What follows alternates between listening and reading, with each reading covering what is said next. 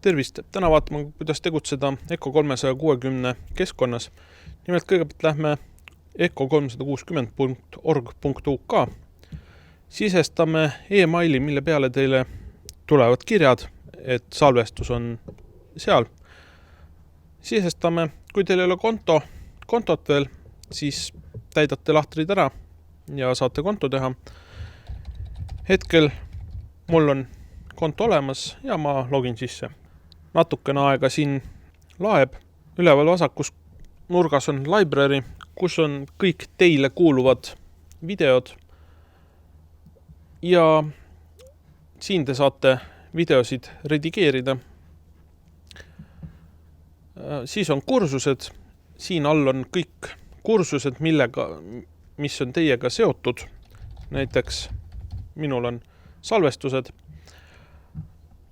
Siin 2021 kevad näitab seda, et missugune semester on käsil ja hetkel ma saan teada, et 2021. aasta kevadsemester on käsil ja siin all on minu salvestused.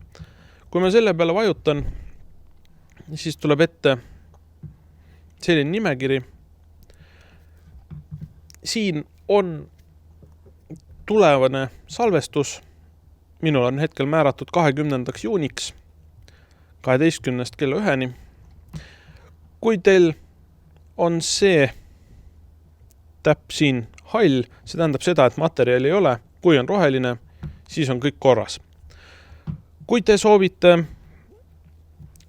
ise omale materjali üles laadida, vajutate kõigepealt New Class ja panete siia nime, näiteks uus kursus, siis määrate ära kuupäeva, millal see kursus võiks toimuda.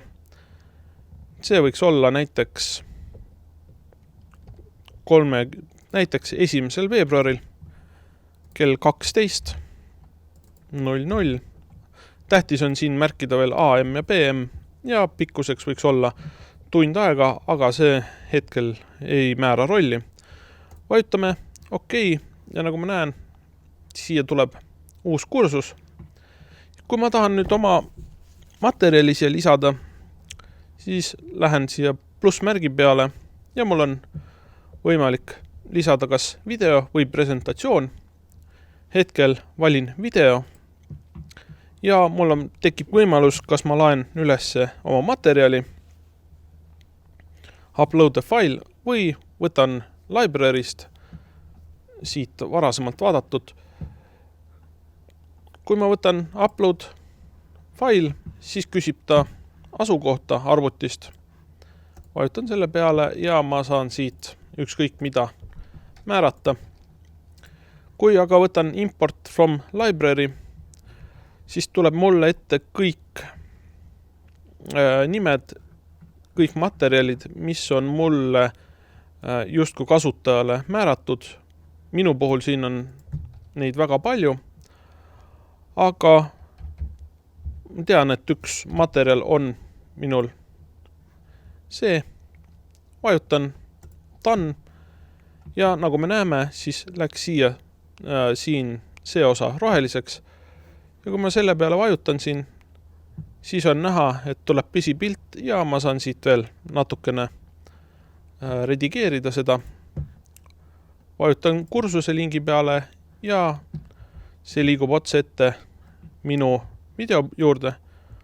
Vajutan alt play ja ma näen, et video on korras. Ehk minul on sellele videole materjali lisamine olnud edukas. Kui ma tahan nüüd konkreetset videot redigeerida, ma lähen library alla ja mul tulevad kõik videod ette, mis on minuga seotud. Ja ma saan võtta siit 3 punkti pealt, vajutan ja edit media. Kui ma selle ära teen, siis küsitakse, et kas ma olen kindel, et seda teha tahan. Vajutan OK. Ja tuleb selline osa lahti. Nüüd, kui ma vajutan siia play peale me kuuleme ka heli. Heliriba on siin all. See alumine osa on siin heli. Siin on audio ja videopilt on täpselt siis selline, nagu teil videos on. Nüüd, kui te soovite lõigata, siis on olemas siin 3 tööriista. Algus, lõpp ja käärid. Kui ma määran selle koha ja vajutan siia esimese peale, siis ma ütlen sellele videole, et see koht on siin algus ja kui ma siit vajutan selle viimase peale, siis see näitab ära, ütleb videole, et see on ka lõpp. Järgmisena võtame näiteks keskkohast on mul vaja natukene maha lõigata. Valin õige koha, vajutan käärid ja sellest kohast alustame ja siiamaani näiteks ja vajutan uuesti käärid. Nüüd on meil tehtud 2 lõiget ja tekib nii nimetatud 3 klippi. Aga mul on vaja keskmine ära kustutada. Seega ma valin selle keskmise osa siit ja siin on prügikast. Vajutan selle peale ja seda osa enam ei ole. Kui ma vajutan siia ja uuesti prügikast, kustutab ta selle osa ära. Kui ma on vaja tagasi võtta paar sammu, siis on selline nupp, redo, ja ma saan neid redigeerimispunkte tagasi võtta. Ja kui mul on see tehtud, siis üleval paremas nurgas on olemas,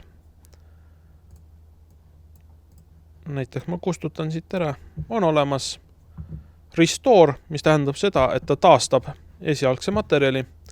Save as, ehk ma saan selle samuse video uue failina salvestada ja save on lihtsalt see, et ma salvestan selle video uuesti üle. Vajutan save as, küsitakse nimekirja või tähendab nime, mis nimega see video võiks olla. Paneme siia näiteks uus kursus.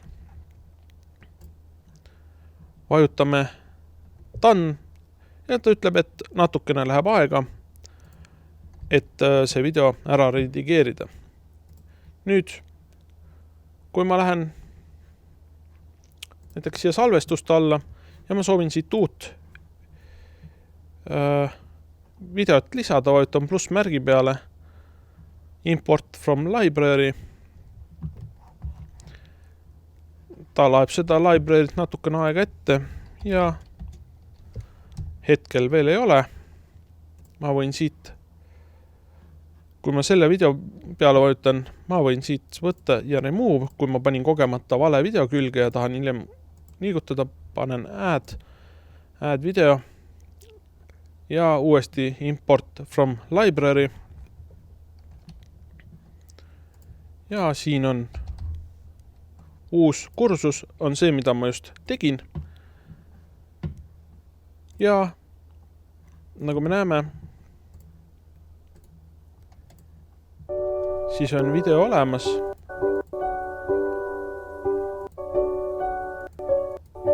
Ja natukene läheb aega ja see video on olemas. Nüüd, kui mul on vaja kursust, tervet seda kursust jagada, üleval paremas nurgas võtan ma settings, siis vasakust servast on access links ja paremas nurgast on jälle add link ning meil tuleb selline lahter ette. Tähelepanu tuleb pöörata sellele, et ei oleks open registration, vaid vajutate public ja siis tuleb alla siin teade, et on uuendatud link ja siis lihtsalt võtate ja vajutate, klõpsate selle lingi peale siia ja ta ütleb, et on kopeeritud. Nüüd, kui te tahate tudengitele jagada seda linki, siis kui ma alguses kopeerisin selle lingi ja nüüd avan selle, siis nagu me näeme, et see link on muutunud, mis tähendab seda, et kui me nüüd kopeerime, siis me enam seda sellele ligi ei saa. Et me peame just võtma siit, kopeerima ja kasutama seda originaallinki, siis saavad tudengid ligi, ilma et peaksid registreerima. Kui te soovite ka klassiruumis näiteks salvestust alustada, siis on teil võimalus valida Create ja New Device Capture, mis tähendab siis seda, et meile antakse ette uus nimekiri ja me saame siit valida klassiruumi, kus kohas me oleme. Neid klassiruume on päris palju, seega IT kolledži puhul kirjutame ette ICO, mis on meil lühend. Ja meil on võimalik valida siit mitme klassiruumi vahel. See, kui on hall, see tähendab seda, et seal juba salvestus toimub. Ja kui on musta värvi, siis seal salvestust hetkel veel ei ole. Vajutame selle peale ja määrame ära, et meil on tunni pikkus näiteks 1 tund ja 30 minutit. Siit inputs üldjuhul võtame esimene audio, PC ja cam, mis tähendab seda, et me salvestame arvuti ja kaamera pilti korraga ja siit võib olla see high quality. Nüüd on järgmine etapp, et kuhu see salvestus ilmub. Jällegi on mul terve pikk nimekiri, aga mul on näiteks olemas siin, ma tean, et salvestused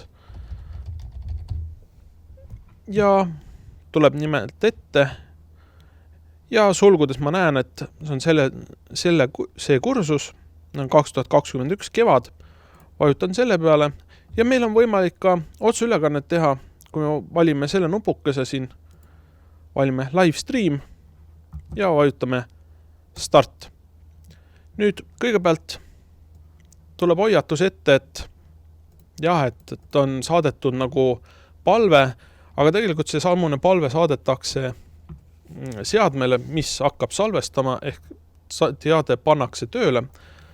Ja siis saate vajutada check capture. Kui vajutame selle peale, siis ta logib justkui arvut sinna seadmesse sisse. Hetkel me näeme, et tuleb ette arvuti signaalipilt ja ka kaamerapilt ning üleval paremas nurgas on live, mis tähendab seda, et see on ka otseülekandena. Kui teil on mikrofon küljes, siis hakkab siin ka heli üles-alla liikuma.